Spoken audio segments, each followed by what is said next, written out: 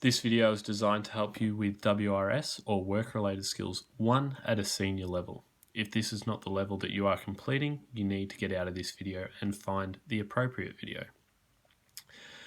This unit is designed to help you develop your industry knowledge and connections, understanding of OH&S or occupational health and safety, and develop confidence in applying for jobs. The advice I'm giving you here goes in concert with the booklet that you have received. Your booklet is green. The one that I'm talking to you from is white. You start this subject by looking at outcome 4. In your booklet, that is page 1 to 11. You need to initially begin with some industry research. That starts on page 1. You need to identify your chosen industry and use a source to find the employment opportunities within that industry. So that would be different types of jobs within the same industry, like a cleaner, the builder, the accountant, the business owner, etc. What are the required skills and knowledge for these opportunities? So what do you need to know and be able to do for those specific jobs? And what does the information you've found suggest about the industry, the jobs within it, and what it will take to succeed within the industry? You then need to summarize all that into your own words in the overall summary at the end. You then need to do the same with a second source of information and then a third source of information on page 3. On page 4, we're asking you to reflect as a total on the important points you've identified, any questions you've had, and anything else you've noted. From there, you need to be aware of the knowledge, skills, and attributes required within that industry, and you need to research that information. This starts on page 5. You need to use at least 2 sources to research each of the following questions. What is the knowledge required for employment in that industry? Again, source 1, source 2, and then you summarize that information yourself. You do the same again for the following question, the skills required for employment within that industry, and then again for the third question, the attributes required for employment within that industry. Now, this course is also asking you to think in a bit of a longer term picture, because most people your age are going to be in multiple jobs throughout the course of their lives. Some evidence suggests up to 11. And it's asking you to think about the longevity of your industry as a whole, so how it's going to last. So this is asking you to research, not do it off the top of your head, but what are some changes, either current or potential, which may impact on your industry? So I've put in some examples here: move towards less greenhouse gas emissions, greater automation, consumer needs changing, government legislation, increased wages making jobs more expensive, OH&S concerns, etc. You need to write your initial thoughts, research that, and summarize what you've found. Then, would these potential changes be positive, negative, or a combination of both? And explain that using your research. And again, using your research, as a result, what is the long-term viability of your industry? Is it still going to exist in 10, 15, 20 years from what you found? This is not off the top of your head. From there, you need to present your findings to a staff member and at least 2 peers. You can email this through so that they can give you the feedback that you need. This does need to be supported by ICT. Generally, that will be a PowerPoint presentation. If you want to use something else, that's fine. But I recommend that for this, you put a front cover on your PowerPoint as the industry that you're researching, and then do a slide on each of the things that we need to comment upon that you can see on page 8.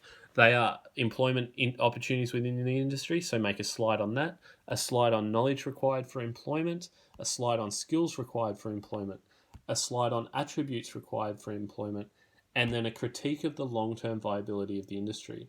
We'll also assess you on your use of technology and presentation skills, so we need you to email through your PowerPoint as well as your recording of you presenting it. Those feedback sheets go up until page 11, where you need to do a self-reflection of your own presentation. That ends outcome 4. Outcome 1 and 2 is what follows from there. They're on pages 12 to 32, and there is a lot that you need to go through here, but as a summary, it is just OH&S, so occupational health and safety. It begins with 2 readings. These start on page 12, and at the end of each, there's 2 questions you need to answer. What are the important points and questions you have? And the second one starts on page 14, and then again has the same questions at the bottom of page 15. After this, it's asking you to look at the OH&S Act of 2004. Please let me make myself clear. You are not required to read this. It is about 200 pages long, and we do not expect you to do that at all. What it's asking you to do is quickly skim it, look at the headings, look at the index, etc. Read the things that you think are important. But you need to identify on page 16 what you identify as the principles of the Act, what you identify as the objectives of the Act. And then as a result of identifying this, what would you say the key concepts underpinning these principles and objectives? As a hint, I remind you that all OH&S is just about minimising or cancelling OH&S risks, safety risks within the workplace. It's all about making things safer. After that, you need to think about your selected work environment, the industry you've looked at, and look at various OH&S personnel in that environment. If you can't think of any, do your part-time job or something like that. But you need to tell us in that industry or workplace the name of the person, their OH&S role, and their OH&S duties. So there's space for 3 there. You can then summarise the central concern of all these personnel and their roles. What are they trying to ensure? What is their job? Again, hint, hint, safety. After that, we're up to page 18. In any workplace, there's OH&S information presented in multiple ways. It could be signage, announcements, documents, policies, MSDSs or material data safety sheets, safe work procedures, inductions to work sites. For your selected work environment, you need to analyse and evaluate several forms of OH&S information. So on page 18, you need to tell me your selected workplace, and then tell me the workplace OH&S information. You can describe it, draw it, or insert a picture here. Tell me what's being conveyed. How effective is it at achieving its purpose, and explain that answer? And how else could this information be presented to be more effective? There is space there for 3. It could just be a sign. It could be an induction, whatever you need to do. On page 19, you need to think about how OH&S information is conveyed within your selected workplace.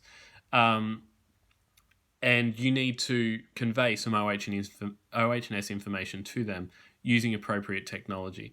Could be the same workplace as before. You could change it if you want. That's up to you. But if you're changing it, think about your part-time job or something like that. But there's a planning page on page 19. You need to tell us what is the OH&S information being conveyed. A slips hazard. Who is that being conveyed to? The manager. Form of communication, you're going to speak to them. Why is that appropriate? Because it needs to be done straight away. The channel of communication is a verbal channel of communication. That is appropriate, again, because you need to address the concern straight away.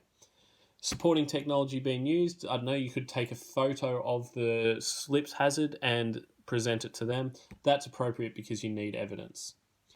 You now need to actually communicate that. This is not a theoretical thing. You need to convey that. You need to start becoming comfortable conveying OH&S information in the workplace. So if something serious comes up in the future, you're not going to be one of those people to stand back and just let it happen and get someone injured. So once you've done that, what went well in communicating that information and what can you improve on in the future? You then need to receive feedback from the person you conveyed that to. That is on page 20. It's fairly self-explanatory, so that they can give you feedback there. 21 is if you've conveyed it to a second person as well. Now this is done, you need to look at page 22, where you, with the information you've gathered, you now need to evaluate the communication and consultation strategies in your work environment. So how they get OH&S information out to you. So you start, again, on page 22. What is the communication strategies used in the workplace? So they're posters. Is there a briefing every morning or every week? How's that done? How effective are these in your opinion? What do you suggest could be done to improve upon these existing strategies? How is consultation used within the workplace? How do they consult with you to make sure things are safe? And how effective are these? Then again, what can be done to improve upon this? Once you've done this, just email this page to a staff member and a peer and get feedback. 23, you need to research and describe the duties placed on the employer when incidents occur. There's some sources that I've given you here that you can use. WorkSafe.vic, and then there's the rest of it there, and then ohnsrep.org and notifiable incidents. You need to find the answers to these questions. The duties placed on the employer in relation to notifiable incidents. So notifiable incident is something you need to tell WorkSafe about. And you need to find that for two sources. I've accidentally typed source 1 there again, but it should say source 2. Again, email that to a staff member and a peer to get feedback. After this, you are introduced to a thing called the hierarchy of controls and the risk matrix. These are on page 24 of your booklet. You need to know these to do your risk assessment for later on. But the hierarchy of controls presents to you the different ways of making things safer, with the most effective being at the top, that is elimination, down to the least effective, which is PPE. Obviously, when you're implementing OH&S controls, you want them to be as effective as possible. The risk matrix we need to use to make our risk assessment, and I'll return to this in a little bit so that I can give you a real life example for the risk assessment you need to do. You are going to be asked to prepare for an OH&S risk assessment. So what are some things that you need to do in preparation for that? Let's just say you're building a deck as a project. It would make sense in preparation, and your OH&S concern is the holes in the ground, trip hazards. You need to make sure you dial before you dig. You need to let people know that you're going to be doing that. You need to notify them, etc. Then you need to do that and reflect on it. This is your risk assessment. You should be relatively familiar with these already, but I'll talk you through it anyway.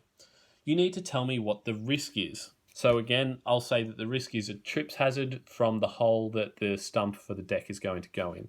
Detail of the risk: you could trip in the hole, fall over and seriously injure yourself. How is it identified? I thought about it or I saw it. Potential impact is serious injury. We now need to look at the initial risk rating. To do this, we look at the consequences of the action, the likelihood of it happening, and therefore the risk rating. This is where we return to page 24 and the risk matrix. So the consequence of tripping in that hole and hurting yourself, I would suggest, could be a major injury. And the likelihood of that is very likely if you're as uncoordinated as me. So the combination of the two means our risk rating is high. So here, our consequence is major injury, likelihood very likely, risk is high. After that, we need to write down what we're going to do to fix that. So the action is to put up a temporary fence. The responsibility is Mr. Coombs's, and the timeline is to do this immediately. We then need to think about how much risk remains after that. That's our residual risk, and we go through the same process again. So the consequence would still be a major injury, but it's highly unlikely to happen because the fence is up. So hence our risk that remains is medium. So our consequence is major injury, likelihood is very unlikely, risk rating is medium. And if you've done this correctly, you'll notice that these two risk ratings are different. The higher is up here and the lower down here. If it hasn't lowered, it's not worth doing.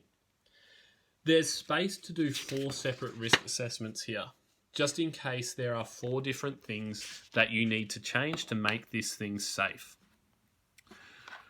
Once you've done that risk assessment, you're up to planning to do that activity. It should be fairly simple. Your plan's essentially in that risk assessment. But starting on page 28, you need to tell us what are the steps you need to do to make this OH&S activity take place.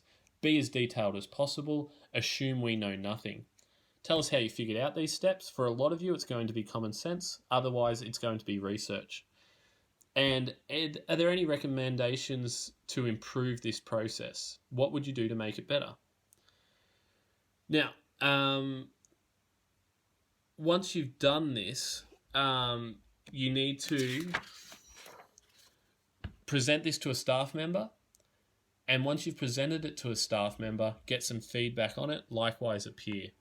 This is very important, especially in this isolation period, so that we can make sure that the process you're implementing is complex enough for a senior certificate. From that, we're up to page 30, where you need to look at the risk control measures that you're going to use, that are used in a workplace. And you need to think about 4 that you've seen in any workplace and tell us what the positives and negatives are for each one. Think of your part-time job or something like that. But tell us what the risk control measure is. For instance, signage. What are the positives about that? It's clear, it's easy to follow. What are the negatives? That sometimes people don't pay attention to the signs. And then analyse how effective do you think this risk control measure is, and what could be done to improve it. As I said, you need to do this 4 times, so there's space for 4 over to the end of page 31.